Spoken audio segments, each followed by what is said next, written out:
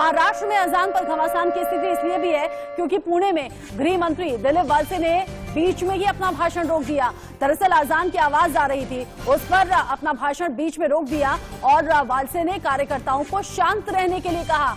ऐसे में वालसे ये भी कह रहे हैं कि जो तनाव पैदा करने वाले हैं उनको सीधे सीधे चेतावनी है कि तनाव न पैदा किया जाए।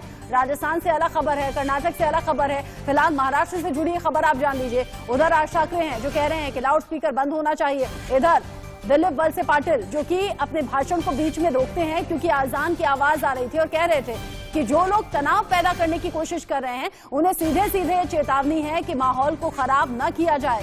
एक बार सुनना चाहिए।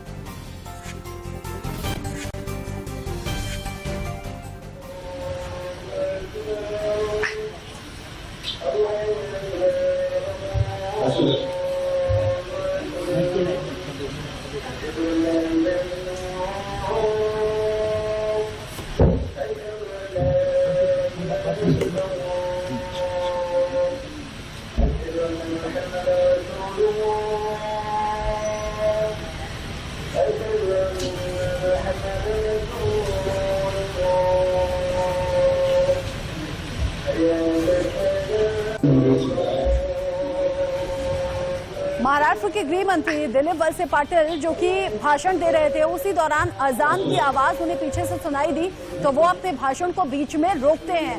साथ में बैठे कुछ लोग शायद उनसे कुछ कहने की कोशिश करते हैं तो हाथ से इशारा उन्होंने किया, एक मुस्कुराहट दी।